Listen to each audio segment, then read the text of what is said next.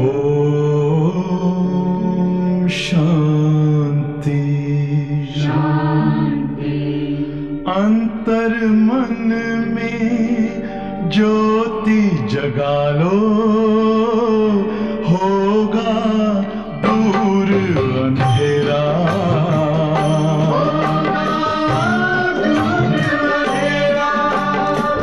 शिव का कर लो ध्यान, आ रहा पावन पुण्य सवेरा।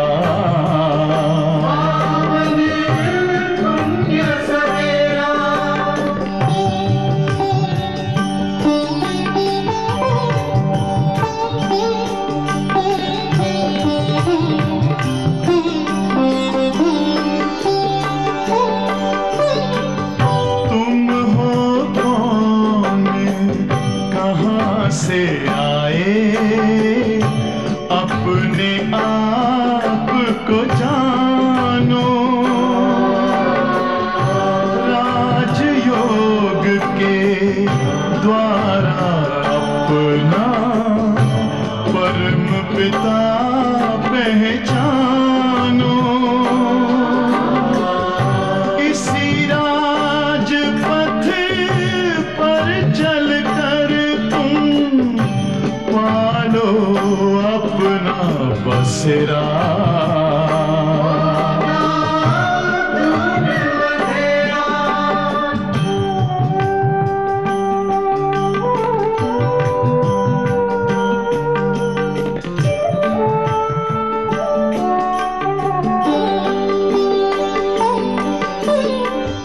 तुम हो आत्मा तन से न्यारे, परमात्मा को प्यारे। दिव्य गुणों को धारण करके योगी बनो दुलारे। ज्योति बिंदु ही तोड़ेगा ये माया मोह का घेरा।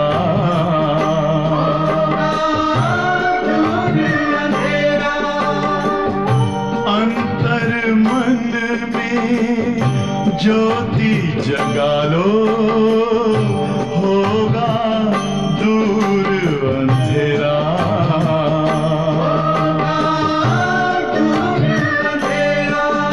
ओम शांति, ओम शांति, ओम शांति।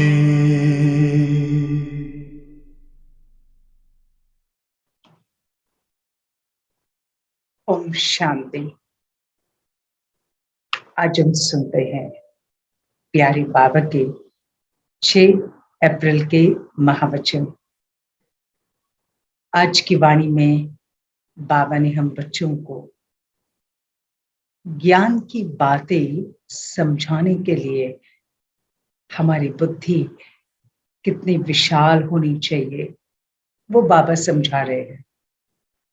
जिसकी बुद्धि विशाल होगी वो ज्ञान की बातों को निर्भयता से, गुह्यता से इस ज्ञान की बातों को ऐसा समझाएंगे जो सामने वाले की भावना भी ना टूटे और साथ में उसको विश्वास भी हो जाए परमात्मा के सत्य ज्ञान पर। दूसरा, आज बाबा हम बच्चों को वाणी में विशेष एक गुण को अंडरलाइन करवा रहे हैं और वो गुण है निर्भयता, निडरता, धैर्यता। बाबा कहते तुम बच्चों में विशेष ये गुण चाहिए ताकि अगर ये गुण होगा तो तुम अंतिम समय का सामना कर सकोगे। साथ में आज बाबा हम बच्चों को कह रहे, बच्चे इस खजाने को, बाबा जो खजाने दे रहे हैं, इनको इस प्रकार से जमा करते जाओ जो अंदर से नशा चढ़ जाए, फक्र चढ़ जाए, और जिसके पास ये फक्र होगा, रूहानी फक्र जिसे कहते, वही आत्मा बेफिक्र बादशाह बनेगी। तो आज की बाबा की सुंदर वाणी सुनने के पहले 1 मिनट साइलेंस में बैठते हैं।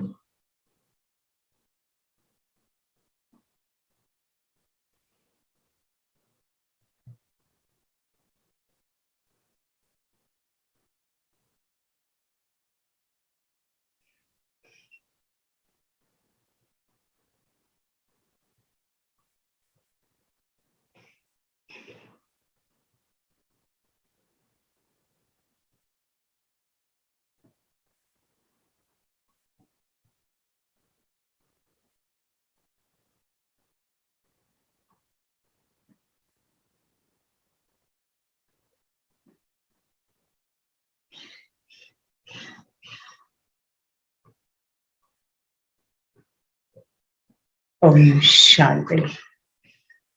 सार, मीठे बच्चे ज्ञान की गुह्य बातों को सिद्ध करने के लिए विशाल बुद्धिबंद बहुत युक्ति से समझाना है। कहा जाता है, सांप भी मरे, लाठी भी ना टूटे। बाबा कह रहे हैं, इस ज्ञान को युक्ति से समझाओ, विशाल बुद्धि बनकर। कोई भगत होगा, कोई आत्मा भक्ति को नहीं मानती है, ज्ञान को नहीं मानती है, सिर्फ साइंस की बातों को मानेगी, वैरायटी आत्मा होगी। लेकिन हमारी बुद्धि इतनी विशाल हो, किस आत्मा को कौन से पॉइंट की जरूरत है, इस आत्मा को क्या प्रॉब्लम है, उस प्रॉब्लम के आधार पर इसको ज्ञान के कौन सी पॉइंट समझानी है, जिससे उसके कुछ भ्रम है वो भ्रम भी टूट जाए, उस आत्मा को ज्ञान के पॉइंट उसके बुद्धि में भी बैठे और उसको ज्ञान स्पष्ट हो जाए।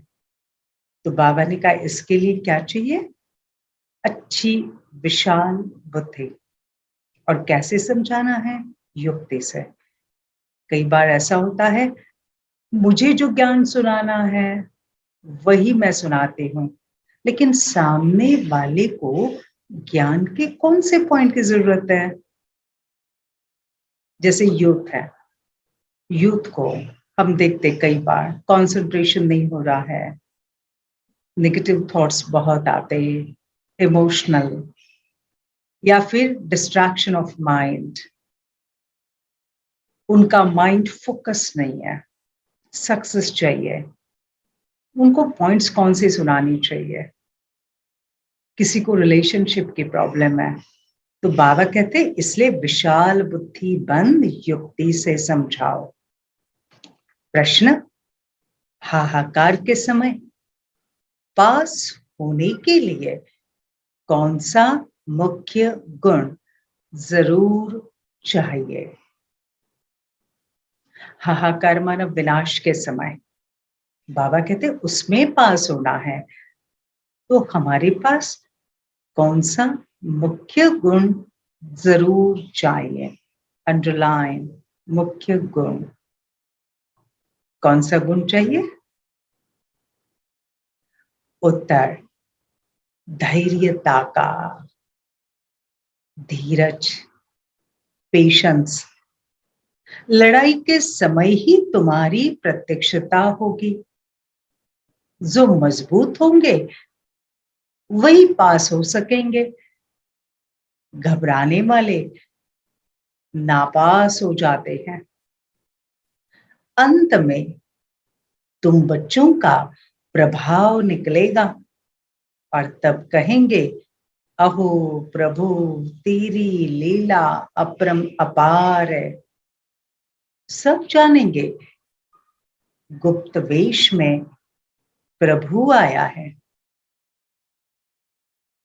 धैर्यता, नेचुरल कैलामिटीज होगी, दंगे होंगे, तो बाबा कहते लड़ाई लगेगी, और उस समय पर अंदर में धैर्यता का, निर्भयता का गुण, जो बहुत मेंटली स्ट्रांग होगा, डरेगा नहीं, धीरज रखेगा, निर्भयता से सामना करेगा, वही आत्मा पास होगी। जो घबरा जाएगी तो बाबा ने सीधा कहा वो नापास हो जाएगी। एक गुण, उसका महत्व देखो, निर्भयता। I can face every situation, I can face any situation, क्योंकि सर्वशक्तिवान बाबा मेरे साथ है।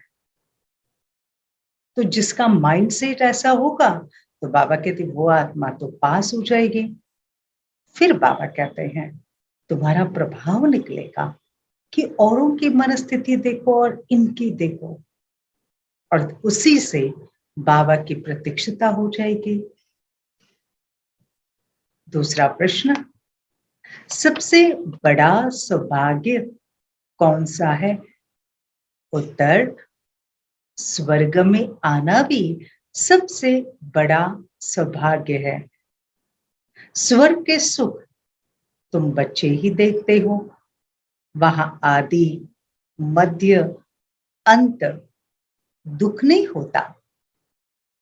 ये बातें मनुष्यों की बुद्धि में मुश्किल से बैठती है। बाबा क्या कह रहे हैं? स्वर्ग का सुख सिर्फ हम बच्चे ही देखते हैं, तो बाबा कह रहे हैं वहां कोई भी दुख नहीं है। गीत, नई उम्र की कलियां हम। ओम शांति। भगवानुवाच, आगे श्री कृष्ण भगवानुवाच कहते थे, अब तुम बच्चों को निश्चय हुआ है। श्री कृष्ण भगवानुवाच नहीं है। श्री कृष्ण तो त्रिकालदर्शी अर्थात सुदर्शन चक्रधारी नहीं है। कितनी बड़ी बात बाबा ने कही। जिस श्री कृष्ण के हाथ में सुदर्शन चक्र दिखाते, बाबा कहते वो त्रिकालदर्शी नहीं है, उनको वहां जरूरत ही नहीं है 3 कालों को देखने की। तो बाबा कहते श्री कृष्ण त्रिकालदर्शी नहीं है, सुदर्शन चक्रधारी ही नहीं है। अब अगर भक्त लोग ये सुनेंगे तो बिगड़ेंगे ना, कहेंगे तुम इन्हों की श्रद्धा क्यों कम करते हो, जबकि इनका निश्चय कृष्ण में है कि वो सुदर्शन चक्रधारी है। और सुदर्शन चक्र हमेशा किनको दिया जाता है? विष्णु या श्री कृष्ण को ही देते हैं। अच्छा, दुनिया को तो ये मालूम भी नहीं कि श्री कृष्ण और विष्णु का क्या संबंध है, उनको नहीं मालूम, हमें मालूम है ना। श्री कृष्ण और विष्णु का संबंध क्या? श्री विष्णु माना कंबाइंड स्वरूप, श्री लक्ष्मी नारायण इनका। अच्छा, श्री कृष्ण माना श्री नारायण, इनका बचपन माना श्री कृष्ण। अभी बाबा कहते हैं न जानने के कारण सिर्फ विष्णु को या श्री कृष्ण को सुदर्शन चक्रधारी कह देते। सुदर्शन चक्र के अर्थ का भी किसको पता भी नहीं है, सिर्फ चक्र दे दिया मारने के लिए, उसे एक हिंसक हथियार बना दिया। देखो आज बाबा कौन सा रहस्य बता रहे हैं। सुदर्शन चक्र, उसको एक हिंसक हथियार बना दिया। वास्तव में उनके पास न हिंसक चक्र है न अहिंसक। इसलिए बाबा ने आज क्या कहा, इस ज्ञान की गुह्य बातें समझाने के लिए विशाल बुद्धि चाहिए, बड़ा युक्ति से समझाना है। अभी ये पॉइंट देखो, बाबा कहते हैं सिर्फ चक्र दे दिया। अच्छा, वास्तव में तो उनके पास न हिंसक चक्र है न अहिंसक। ज्ञान भी राधे कृष्ण या विष्णु के पास नहीं है। हम सो हम का ज्ञान भी उनके पास नहीं है। सोचो अगर ये ज्ञान उनके पास होता तो हम सो देवता, सो क्षत्रिय, सो वैश्य, सो शूद्र, सो ब्राह्मण, तो फिर क्या वो राजाई का आनंद उठा पाते? अरे जब हमें गिरना ही है, हमारी 2 कलाएं कम होने वाली है, हमारी सारी कलाएं नष्ट होने वाली है, तो क्या वो उस विश्व की राजाई का आनंद ले पाते? नहीं। इसलिए देखो बाबा क्या कहते, ये ज्ञान भी राधे कृष्ण या विष्णु के पास नहीं है। कौन सा ज्ञान? यह सृष्टि चक्र के फिरने का ज्ञान, ये सिर्फ तुम्हारे में है। अभी इसका नशा, हमारे पास कौन सा ज्ञान है?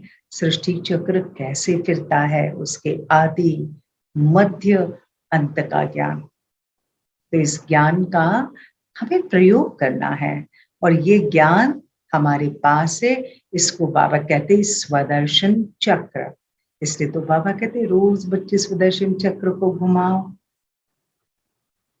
अब ये तो बड़ी गुह्य बातें हैं, ये सब बातें युक्ति से कैसे समझाई जाए जो समझ भी जाए और प्रीत भी कायम रहे। सीधा समझाने से बिगड़ेंगे।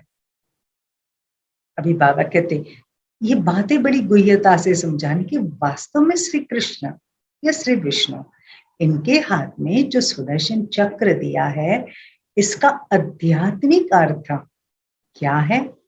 इसका आध्यात्मिक अर्थ त्रिकालदर्शी या सृष्टि चक्र के आदि मध्य अंत का ज्ञान। अभी न श्री कृष्ण को सुदर्शन चक्र चलाने की जरूरत है न श्री विष्णु को, क्योंकि स्वर्ग माना सुखों की दुनिया, तो वहां तो सुदर्शन चक्र चलाने की जरूरत नहीं, क्योंकि वहां कोई असुरी नहीं, रावण नहीं, दुख नहीं, तो फिर वहां चक्र की क्या दरकार है? हथियार तब हाथ में रहते हैं जब सामने दुश्मन खड़ा है या कहीं से भी दुश्मन आ सकता है, ये जब मालूम होता है तब हथियार। हम देखते हैं ना, जहाँ सिक्योरिटी बहुत टाइट रहती है, तो वहां हम देखते बाहर में हाथों में हथियार लेकर खड़े हो जाते हैं कमांडोज। हाँ, जहाँ पे ऐसे मार्च लगाते हैं या बॉर्डर पे पुलिस खड़ी रहती है, हमारे फौजी भाई खड़े रहते हैं, उनको मालूम है कहाँ से कुछ भी हो सकता है, तो हाथ में उनके हथियार रहते हैं, बंदूक रहती है। अभी सोचो, सतयुग में सब देवी देवता है, तो फिर वहां हथियार की जरूरत है क्या? सबसे पहला प्रश्न वो।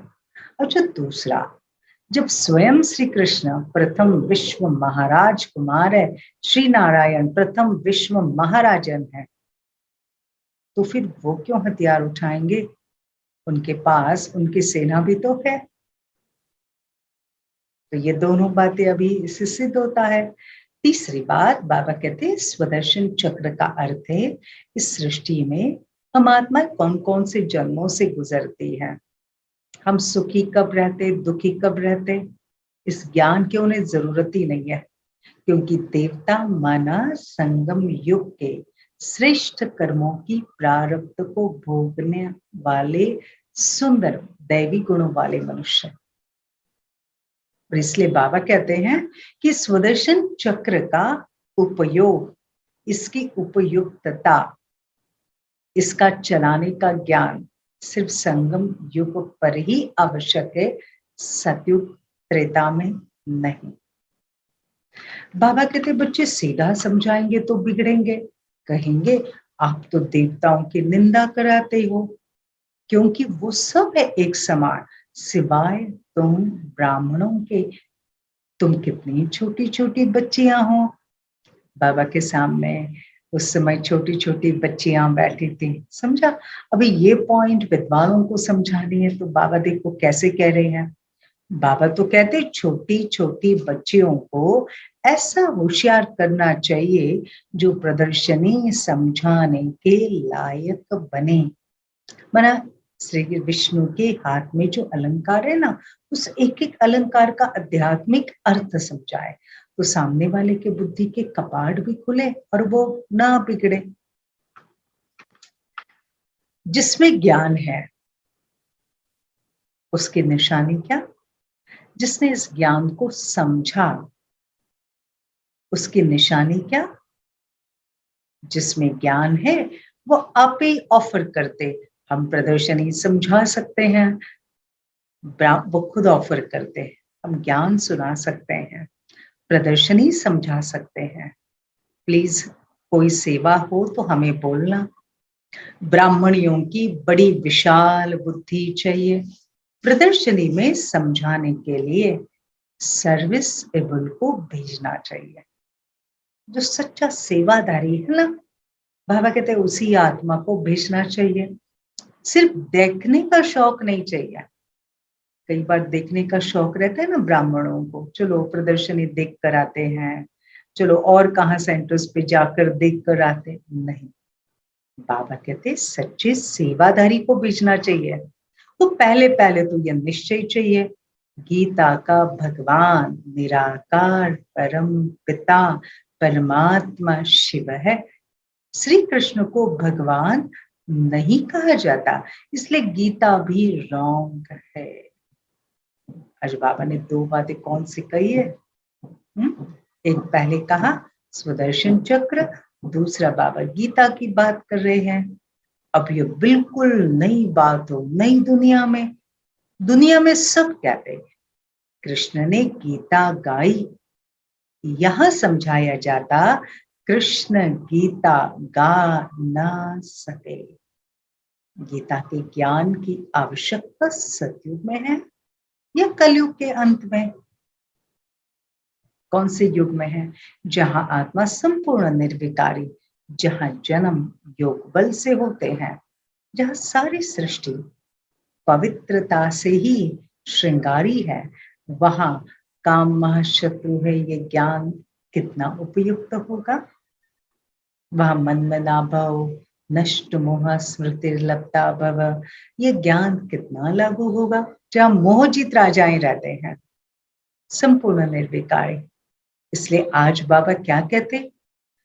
जो मोर मुकुटधारी है, डबल सिर ताज या सिंगल ताज, सूर्यवंशी, चंद्रवंशी या वैश्य शूद्रवंशी, कोई भी गीता की नॉलेज को नहीं जानते।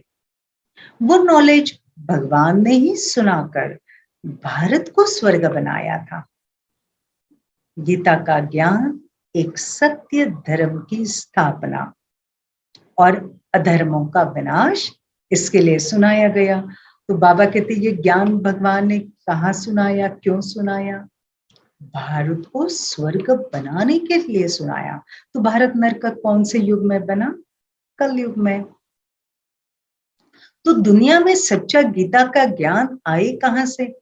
जिस सब भक्ति की लाइन में आते, वेद शास्त्र आदि पढ़ते पढ़ते नतीजा क्या हुआ? गिरते ही आए, कलाएं कम होती गई। भले कितनी भी घोर तपस्या करे, सिर काट कर रखे, कुछ भी फायदा हो ना सका। सीधा कह रहे बाबा, कलाएं तो कम होती गई। हर एक मनुष्य मात्र को तमो प्रधान जरूर बनना है, उसमें भी खास भारतवासी देवी देवता धर्म वाले ही सबसे नीचे गिरे हैं। पहले सबसे सतो प्रधान थे। बाबा हमारी बात कर रहे हैं, हम पहले क्या थे? सबसे सतो प्रधान थे। अभी फिर तमो प्रधान बन गए, जो बिल्कुल ऊंच पैराडाइज के मालिक थे, अब वो नर्क के मालिक बन गए। तो तुम बच्चों की बुद्धि में रहना चाहिए, ये शरीर तो पुरानी जुत्ती है जिसे हम पढ़ रहे हैं। अभी बाबा देखो आगे क्या कहते, देवी देवता धर्म वालों की सबसे जास्ती पुरानी जुत्ती है। आज इस शरीर को बाबा ने क्या नाम दिया? सबसे पुरानी जुत्ती। पुरानी जुत्ती पहनते हैं ना, कितने कई बार वो चल चल कर यूज कर करके घिस जाती है, नहीं फट जाती है। तो ऐसे ही ये आत्मा भी शरीर को लेते लेते एक शरीर लेते छोड़ते, दूसरा लेकर छोड़ते, हाँ, तमो प्रधान होते होते ये आखिरी पुरानी जुगती है। भारत शिवालय था, देवताओं का राज्य था, हीरे जवाहरों के महल थे। अब तो विश्वालय में असुर विकारियों का राज्य है। ड्रामा अनुसार फिर इनको विश्वालय से शिवालय बनना ही है। तो बाबा समझाते सबसे जास्ती भारतवासी ही गिरे हैं। आधा कलप तुम ही विषय विकारी थे। अजामल जैसे बाप आत्मा भी भारत में ही थे। सबसे बड़ा पाप है विकार में जाना। देवताएं जो संपूर्ण निर्विकारी थे वो अब विकारी बने हैं, गोरे से सांवरे बने हैं। सबसे ऊंच वही सबसे नीच बने हैं। बाबा कहते जब संपूर्ण तमोप्रधान बन जाते हैं तब उनको मैं आकर संपूर्ण सतोप्रधान बनाता हूं। अभी तो कोई को संपूर्ण निर्विकारी कह नहीं सके। अभी तो बाबा कहते किसी को भी संपूर्ण निर्विकारी नहीं कह सकते, बहुत फर्क है। अच्छा भले करके ये जन्म कुछ अच्छा है, लेकिन आगे का जन्म माना पहले का जन्म वो तो अजामिल जैसा होना चाहिए। बाबा कहते मैं पतित दुनिया पतित शरीर में ही प्रवेश करता हूं, जो पूरे 84 जन्म भोग तमोप्रधान बने। बोले इस समय अच्छे घर में ही जन्म, अच्छे घर में ही जन्म है। मेरा ब्रह्मा बाबा का बहुत अच्छे घर में भले जन्म है, क्योंकि फिर भी बाबा का रथ बनना है ना। ब्रह्मा बाबा की जीवन कहानी सुनते हैं शिव बाबा के प्रवेश के पहले, तो ब्रह्मा बाबा की कहानी में इतना अच्छा घर, प्रतिष्ठित घराना, इतना बड़ा व्यापार, सब तरफ से सम्मान। तो बाबा कहते हैं ये भी ड्रामा कायदेशीर बना है, इसलिए साधारण रथ को पकड़ा। ये भी समझने की बातें हैं। अच्छा तुम बच्चों को कौन सा शौक होना चाहिए? ये सब बताकर बाबा पूछ रहे हैं हम बच्चों को कौन सा शौक होना चाहिए? तुम बच्चों को सर्विस का बहुत शौक होना चाहिए, बहुत। सेवा के बिगड़ तो रह नहीं सके। बाबा को देखो कितना शौक है। बाबा तो पतित पावन है, सर्व का अविनाशी सर्जन है। तुमको कैसे अच्छी दवाई देते, कहते मुझे याद करने से तुम कब रोगी नहीं बनेंगे। बाबा की याद की ताकत। बाबा कहते मुझे याद करने से कभी भी तुम रोगी नहीं बनेंगे, तुमको कोई दवा दरमल नहीं करनी पड़ेगी। सतयुग त्रेता में दवाइयों का काम ही नहीं।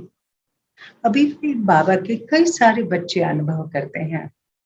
जैसे किसी ने अनुभव सुना, इतना दर्द था, इतना शरीर में दर्द था और नुमा शाम का योग था, बोला उठ ही नहीं सकते थे, लेकिन बस बाबा को कहा बाबा आपको शक्ति भरनी है, मुझे सेवा करनी है, सेवा करनी। तो बोला पूरा नुमा शाम ये अनुभव हो रहा था योग में, बाबा शक्ति भर रहा है, शक्ति भर रहा है। और जैसे योग पूरा हुआ वापस उठकर खड़े हो गए सेवा के लिए। तो क्या महसूस हुआ? बाबा ने पूरी शक्ति भर दी। तो बाबा की याद कौन सा काम करती है? दवाई का। इसलिए कहा मेडिटेशन एक्ट्स एज मेडिसिन। कहते हैं तुम्हें कोई दवा दरमल करनी नहीं पड़ेगी। अब ये श्रीमत है ना, न कोई गुरु का मंत्र आदि है। बाबा कहते मुझे याद करने से तुम्हारे विकर्म विनाश होंगे, फिर माया का विघ्न नहीं आएगा। अभी दूसरा, पहले कहा दवाई नहीं करनी पड़ेगी, दूसरा माया का विघ्न नहीं आएगा, तुम महावीर कहलाएंगे। स्कूल में रिजल्ट पिछाड़ी को ही निकलती है। अब ये अंत में मालूम पड़ेगा। जब लड़ाई शुरू होती है तब तुम्हारी भी प्रत्यक्षता होगी।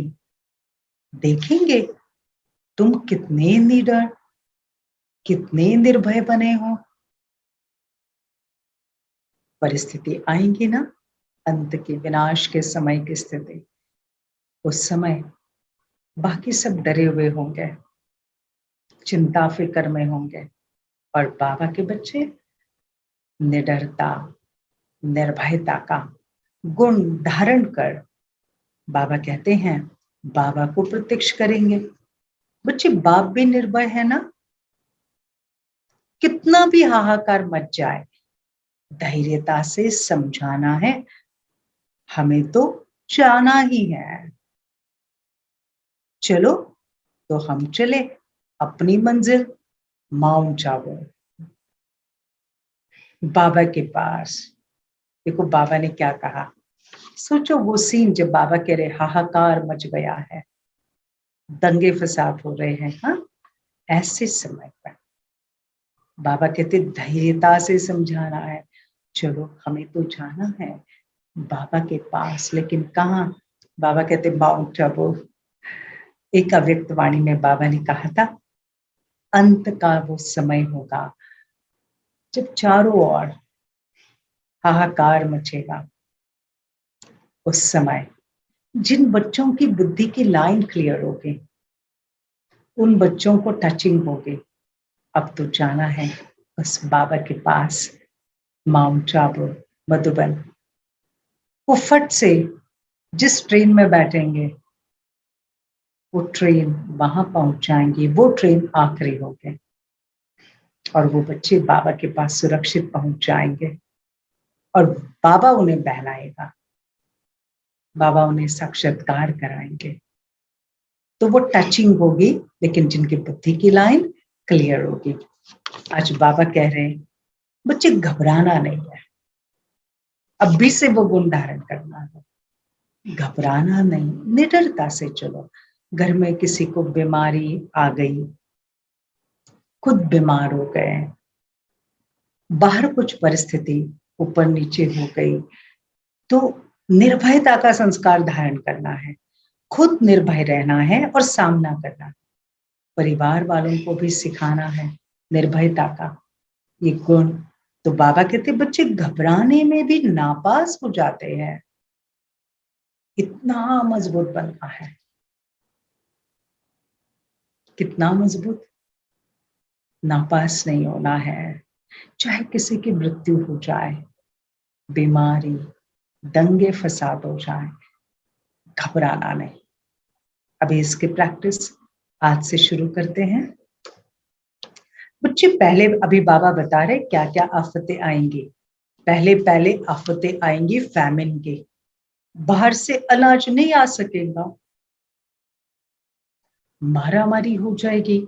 उस समय कितना निडर बनना पड़े, खून की नदियां बहेंगी, खून देखना इससे भी डर जाते हैं।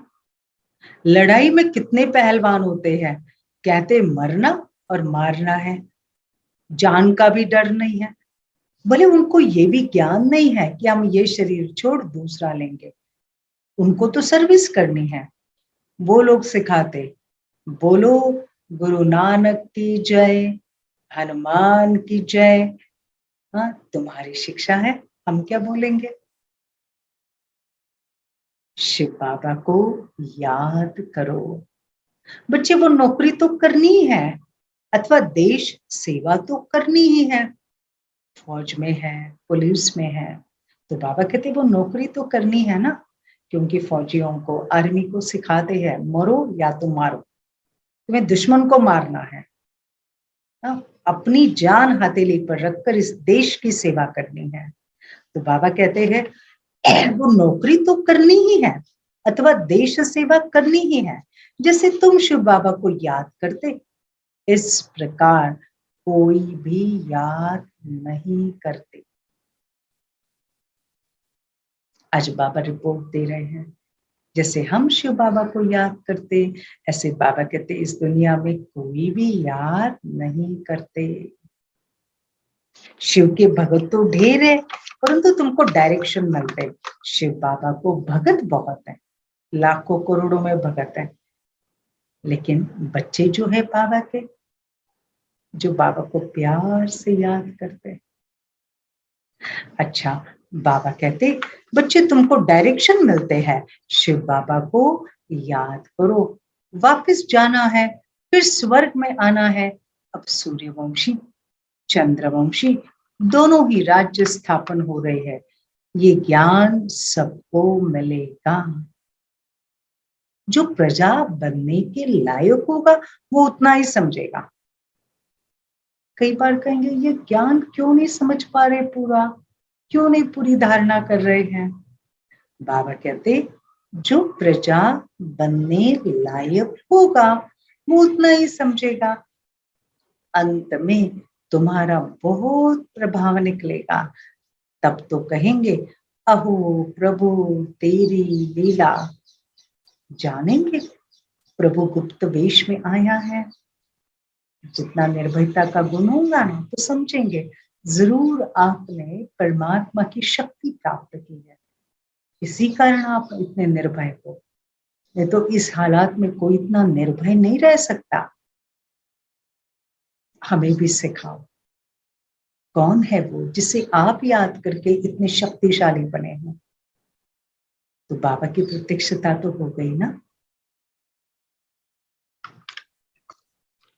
कोई कहे परमात्मा का या आत्मा का साक्षात्कार हो, परंतु साक्षात्कार से तो कोई फायदा नहीं। समझो सिर्फ लाइट चिंगारी देखी, परंतु समझेंगे तो कुछ भी नहीं ना कि यह कौन है, किसकी आत्मा है या परमात्मा है।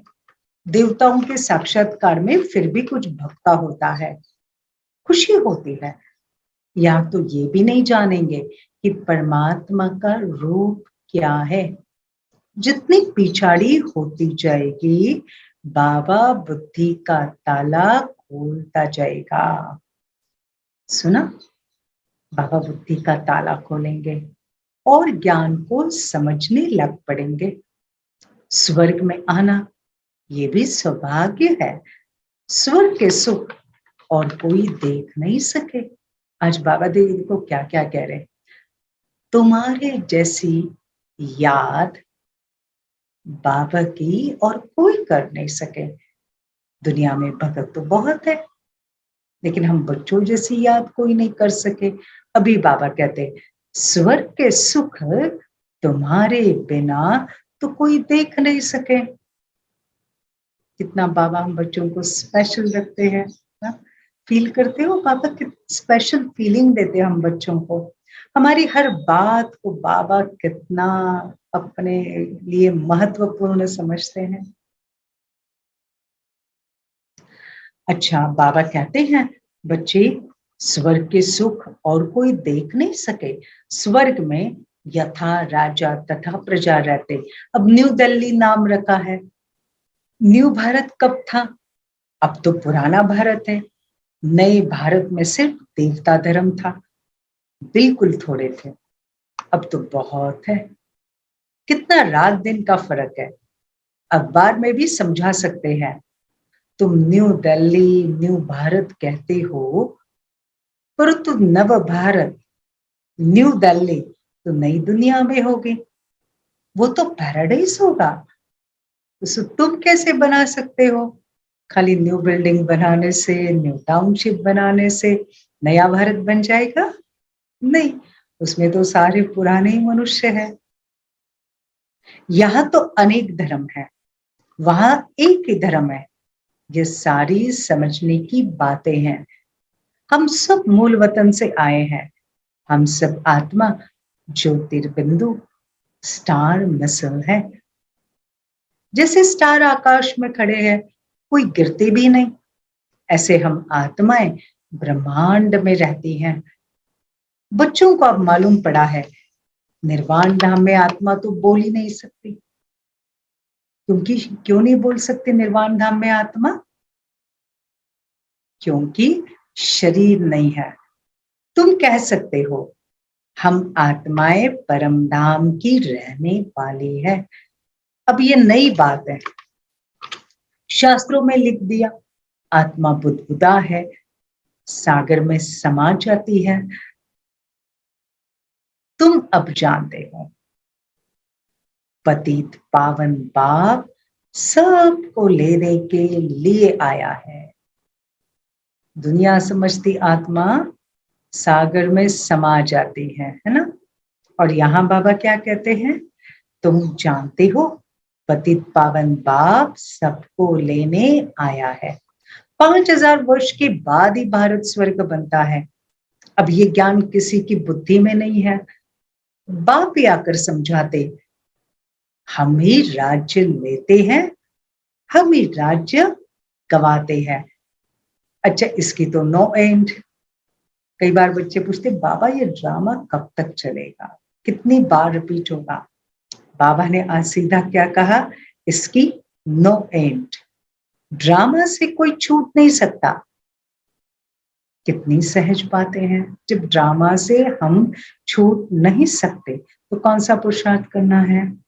मेरा हर रोल द बेस्ट हो।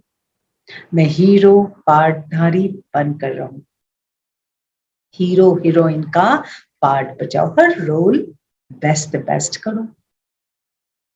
अभी ये कितनी सहज बातें, परंतु किसकी बुद्धि में उतरती नहीं, ठहरती नहीं।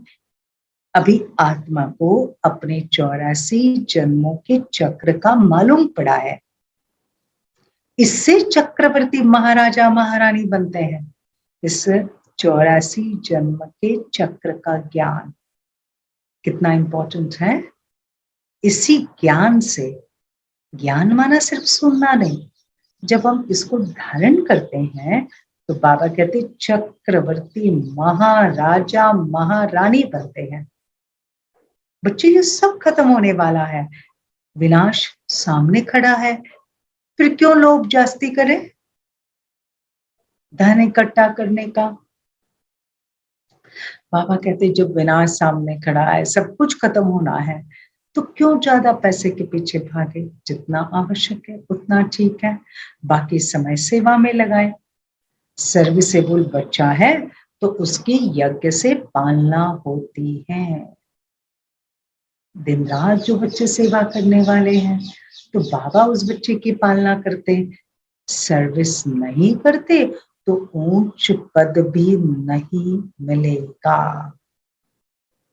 जो सेवा नहीं करते तो बाबा कहते ऊंच पद कैसे मिलेगा, नहीं मिलेगा।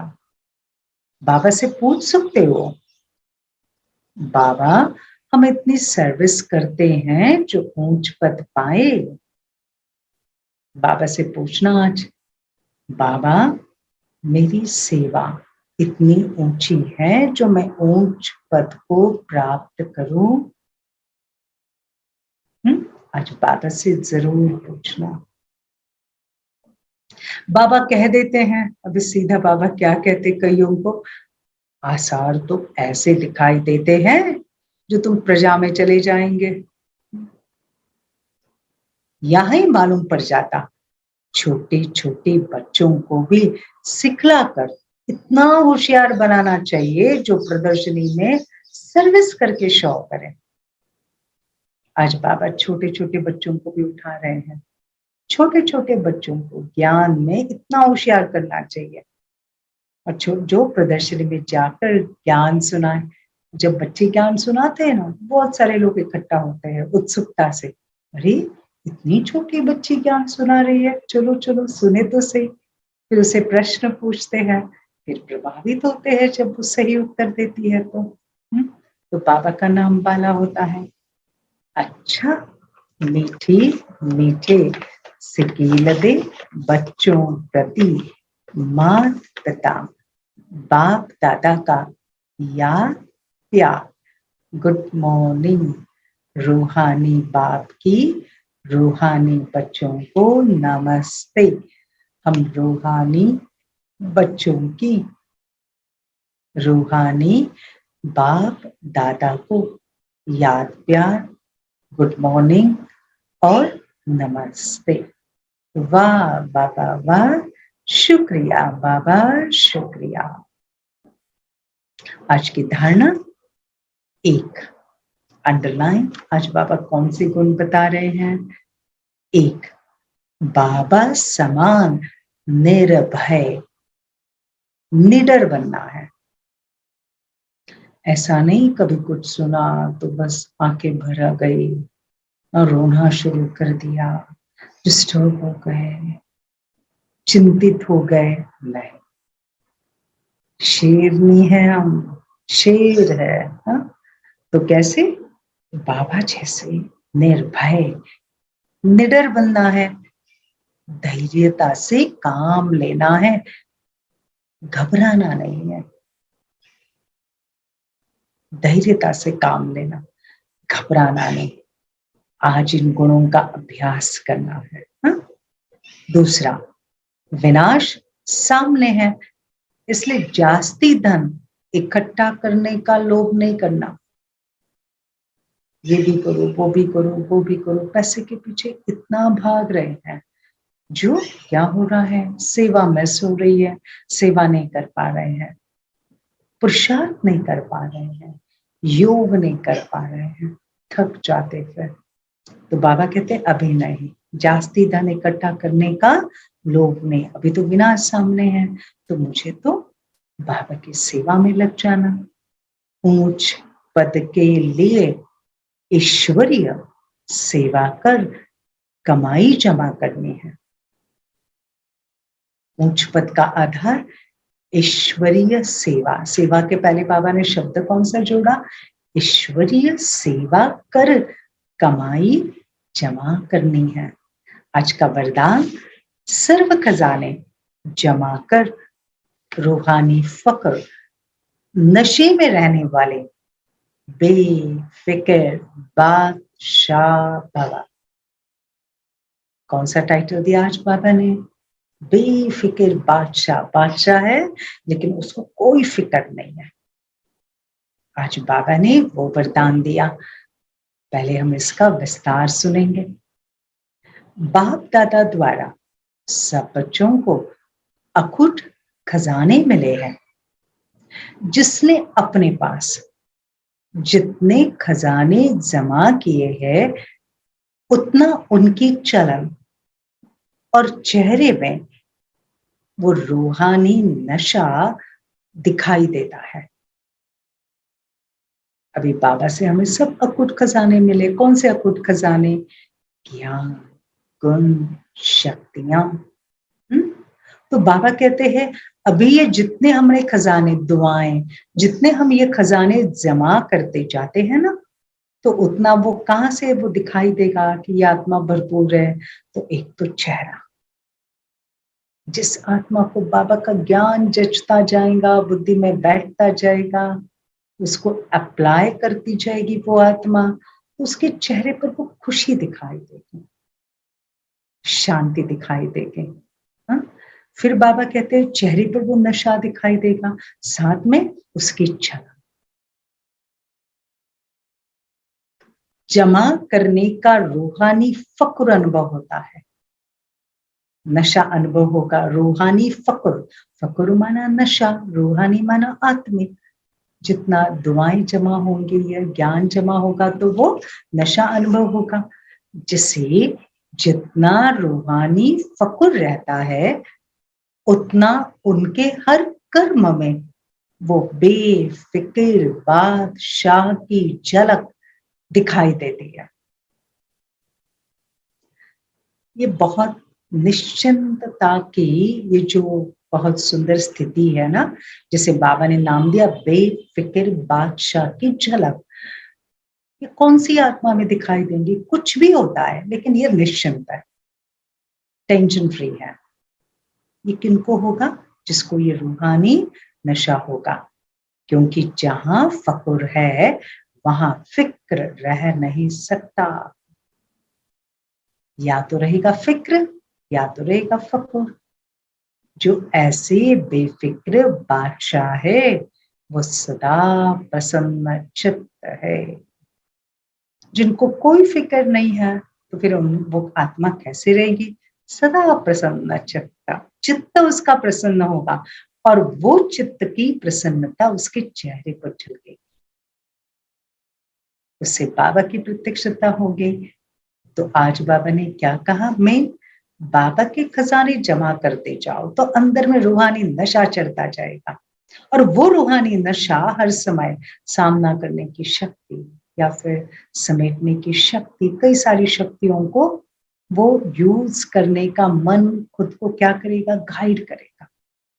और फिर वो आत्मा कैसे रहेगी, निश्चिंत, बेफिक्र। और ऐसी आत्मा प्रसन्न चित्त, कितना सुंदर है ये टाइटल। तो चलो अभी हम इस वरदान को रिपीट करते हैं। सर्व खजाने जमा कर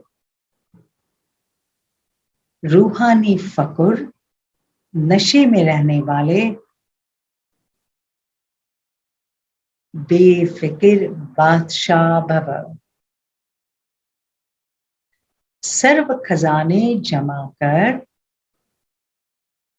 रूहानी फकुर नशे में रहने वाले बेफिक्र बादशाह भव।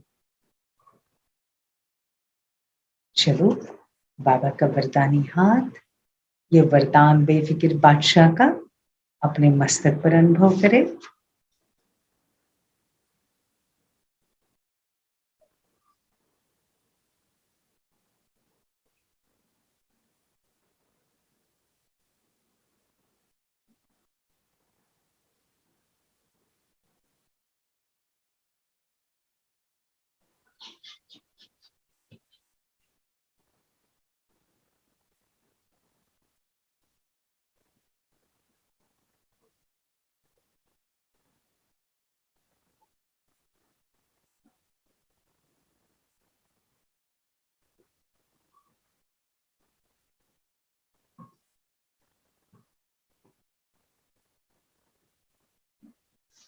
आज का स्लोगन, ज्ञानी तो आत्मा वो है जो ज्ञान डांस के साथ संस्कार मिलन की डांस जानता है। ज्ञानी तो आत्मा बाबा किसे कहते हैं, जो सिर्फ ज्ञान के पॉइंट्स को बुद्धि में नहीं रखती है, लेकिन साथ साथ संस्कारों का मिलन करती है। किसी का कोई संस्कार है, गुस्से का संस्कार है, यह आत्मा शांति से चलेगी। कोई नेगेटिविटी में जाता है, यह आत्मा बार बार उसे पॉजिटिविटी में लाएगी। वो कंप्लेन नहीं करेगी, लेकिन संस्कार मिलन का डांस करेगी। बहुत सुंदर बाबा ने ज्ञानी तो आत्मा की डेफिनेशन बताई। ओम शांति। तो आज का स्वमान क्या, मैं बेफिक्र बादशाह हूँ, लेकिन उसका फाउंडेशन क्या, अंदर में बाबा द्वारा जो अकूट खजाने मिले हैं, उन खजानों को क्या करना, अंदर में जमा करना, याद करना, उस नशे में रहना। तो सारा दिन उस नशे में रहेंगे ना, तो जितना उस फक्र में रहेंगे, नशे में रहेंगे, तो फिक्र, किसी बात की चिंता नहीं रहेगी, प्रसन्न चित्त रहेंगे। और ऐसी आत्मा आज सारा दिन अनुभव करेगी बेफिक्र। तो बाबा ने आज ये पॉइंट बताए, ये स्वमान है। दूसरा, आज बाबा ने हमें विशेष 3 गुण बताए हैं, निर्भयता, निडरता, धैर्यता, धीरज। बहुत प्रैक्टिस करनी पेशेंस की।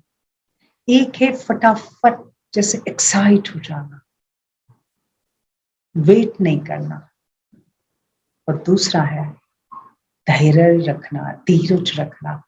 वैसे भी कहते धीरज का फल मीठा होता है, तो धैर्यता से काम लो। दूसरा, आज बाबा ने कहा बच्चे, हाहाकार के समय जिसमें निडरता होगी, निर्भयता होगी, वही सामना कर सकेंगे, वही पास होंगे। तो निडरता, बार बार चेक करो मन में किस बात का डर है, किस बात का भय है। चलो निर्भयता से सामना करो, हर छोटी छोटी बात का जहां सामना करने की शक्ति चाहिए उसे यूज करो।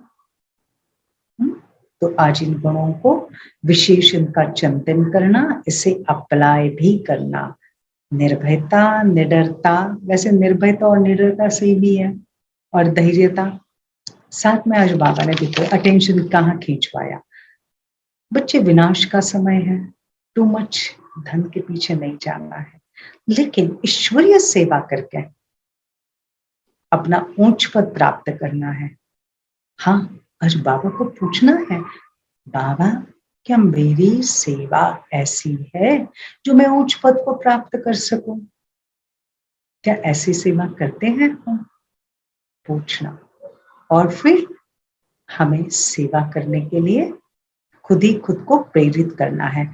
साथ में आज बाबा ने ये भी कहा है, बच्चे ये ज्ञान औरों को कैसे समझाना है? बहुत युक्ति से समझाना है। आज बाबा ने सुदर्शन चक्र की बात कही है, ठीक है। हाँ, तो वो फिर गीता की बात कही है। तो बाबा कहते बच्चे ज्ञान औरों को इतना युक्ति से समझाओ जो सांप भी मरे और लाठी भी ना टूटे, हमारा काम भी हो जाए। तो ये थी बाबा की बहुत सुंदर, बाबा की सुंदर मुरली। ओके, ओम शांति। चले बाबा को याद करते हैं।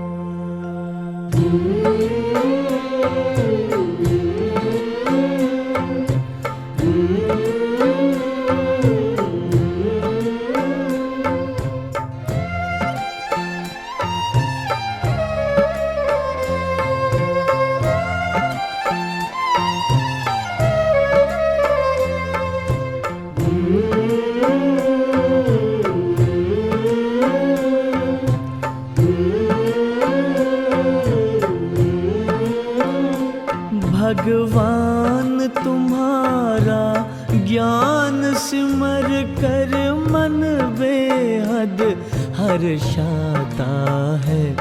आनंद मगन आत्म पंछी, आनंद मगन आत्म पंछी अंबर में कहीं खो जाता है।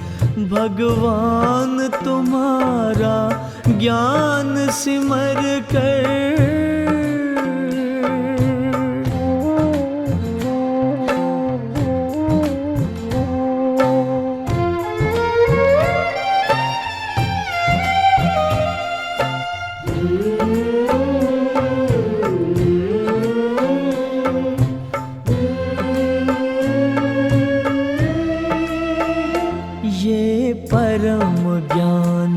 अब तक न पढ़ा न लिखा गया है किताबों में।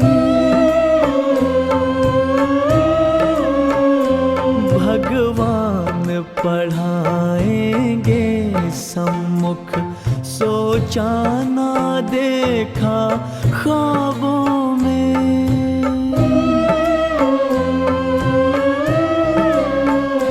प्रभु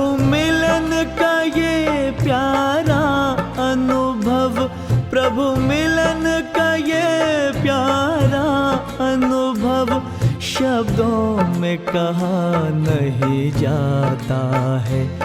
भगवान तुम्हारा ज्ञान सिमर कर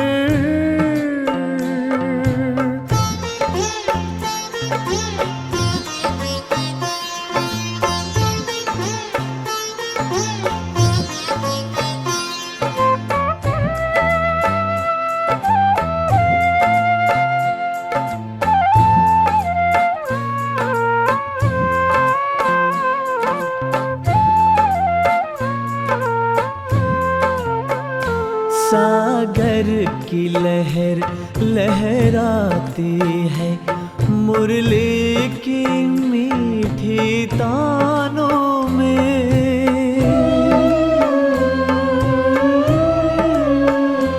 ये इंद्रधनुष के रंगों से भरती है उमंगे प्राणों में।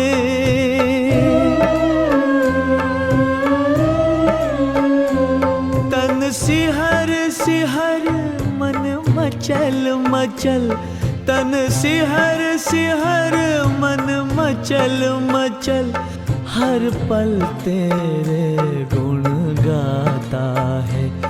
भगवान तुम्हारा ज्ञान सिमर कर,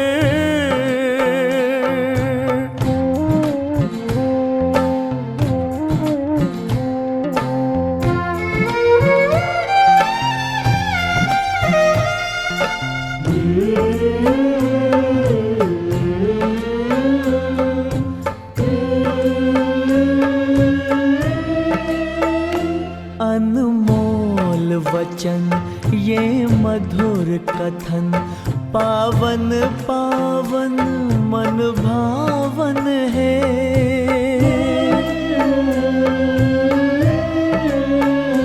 विश्वास चमकता जीवन में, मन आंगन में सुख सावन है।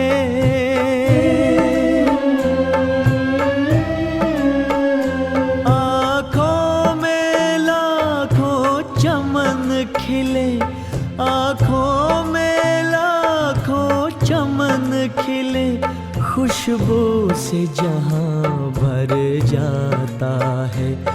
भगवान तुम्हारा ज्ञान सिमर कर मन बेहद हर्षाता है। आनंद मगन आत्म पंछी, आनंद मगन आत्म पंछी, अंबर में कहीं खो जाता है। भगवान तुम्हारा ज्ञान सिमर कर,